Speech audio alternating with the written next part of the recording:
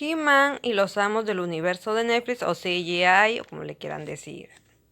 Está muy buena. Se la mostré a mi sobrina que tiene edad para la misma y le encantó. Ella quiere la muñeca de Tila, se imaginará. Y no puedo culparla.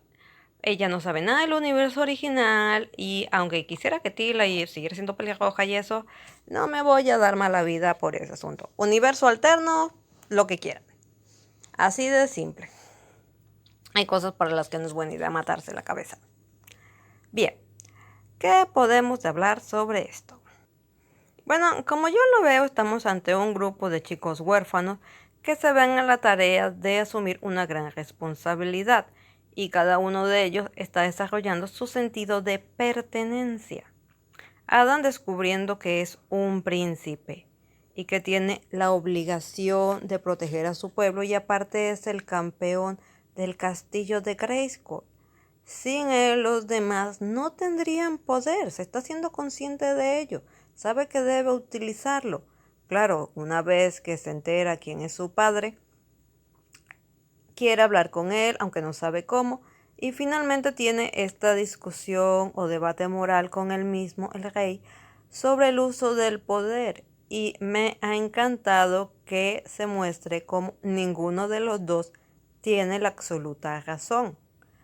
Adam aprendiendo que puede meter la pata y que no siempre el poder lo va a salvar, y el padre dándose cuenta de que son las personas más capacitadas para utilizar el poder de Grayskull.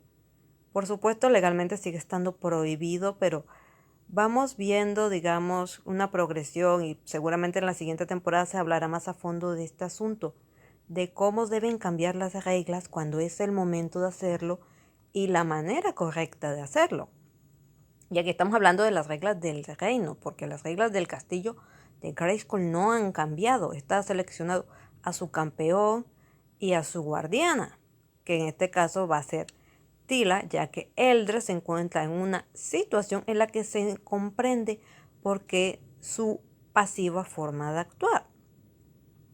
Tila me ha encantado, ya que esta trata de ser tan independiente como sea posible. Se nota que Evelyn le hizo mucho daño, ya que no quiere deberle nada a nadie.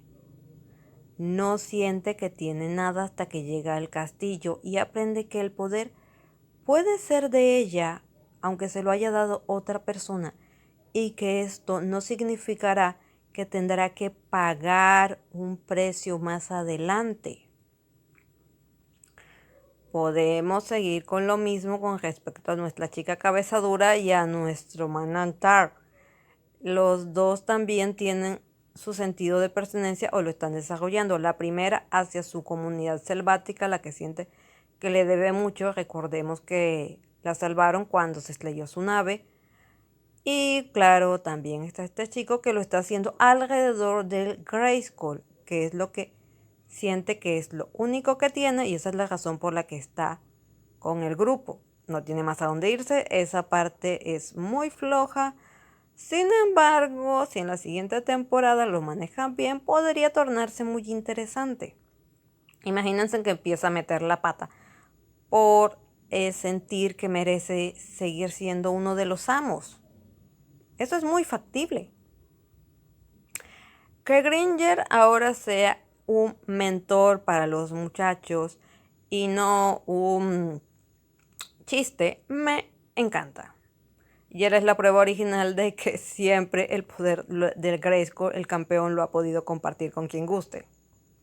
No es ninguna mentira. Y bueno, el hecho de que también sea un tigre el que le dieron este papel permite que pueda estar ahí para aconsejar, en algunos momentos tomar el mando sin que se sienta como una figura autoritaria obligatoria. Digo, si hubieran puesto a Eldred en esa situación, para los niños que lo ven podría sentirse un poquito, bueno, esta es la mamá o como es la cosa, o la líder, o sea, ya saben, está más cómodo así. Orco no estoy terminando de encajar la situación. Es decir, el personaje no es irritante.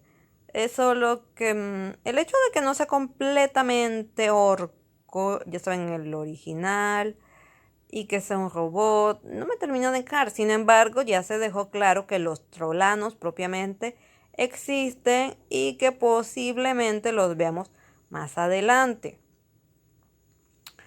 Aunque sí, aquí lo que estoy notando es que simplemente querían tener al orco gracioso y bromista, al que le salen las cosas mal, y al mismo tiempo tener a todos esos trolanos a los que la magia sí les funciona en todo momento. Eso fue una ironía, problema que tuvo la serie original que llegó a ser molesto. Reglas que se mencionan en un momento y luego no se cumplen.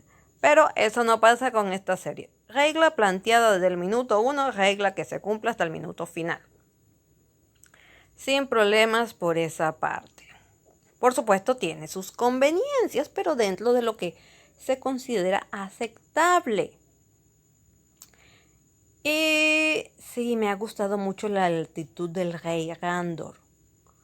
El rey que quiere cumplir las reglas, mantener el orden, pero al mismo tiempo que se siente muy distante de lo que es su pueblo en general. Quiero saber dónde está la reina Marlena, porque solo la hemos visto en una pintura. Puede que simplemente no la mostrarán en esta temporada por temas de tiempo, de desarrollo de los otros personajes, o quizás está pasando algo más que se verá en futuras temporadas. Hay 2 soldados, morado y verde, y otro, que era el capitán, al que no se le ha mostrado la cara. Ya he visto teorías de gente, y yo misma me llegué a imaginar que estos en algún momento pasarán al bando de Skeletor. Lo interesante será ver cómo y por qué. Y viéndonos con el príncipe Keldor, personalmente me encanta que se siguieran por esta línea en la que es un pariente del príncipe y del rey.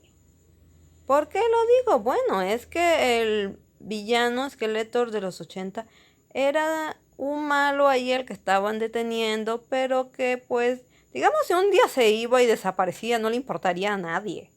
Aquí si desapareciera misteriosamente, como desapareció cuando secuestró al príncipe, le causa conmoción tanto al rey como al reino. Habría sospechas, habría algo más. ¿Sí me entienden? No quedaría en un, bueno, ya dejó de molestar, qué bueno, bien, vamos a comer. Sí, y me ha encantado el equilibrio que le están dando, es decir, ya cuando lo vuelven Skeletor, empieza sus chistes malos, pero porque se volvió loco, pero no deja de ser intimidante, de tener sus planes bien organizados y de ser muy consciente que en cualquier segundo lo van a traicionar. Y por supuesto, con los 3 que tiene ahí, tiene que estar seguro de que lo van a traicionar porque lo van a traicionar. Y esta Evelyn me encanta. Sí, el aspecto aún es un poco raro. Me costó acostumbrarme, pero es ambiciosa, es manipuladora, apuñalaría por la espalda a quien sea cuando sea si siente que le conviene. Y los otros 2 igual dan miedo. No sé qué tan buena y mala idea o mala idea sea de que les hayan dado rivalidades directas con los amos. Ya eso dependerá más bien de cómo lo manejen más adelante, si tiene o no buenos resultados, ya que en cierta manera podría ser muy limitante para la historia en sí. Pero también podría darse distintos giros y otras interpretaciones, pero ya eso dependerá del guión. Por otra parte, hay un montón de guiños a la serie original y tengo entendido que también un montón de referencias a los cómics que yo no he leído. Y bueno, si son capaces de no darles mucha importancia a los cambios de raza y de edad de algunos personajes y se toman esto tranquilamente como una versión alterna que es lo que es, la van a disfrutar porque es entretenida. Incuestionablemente es entretenida.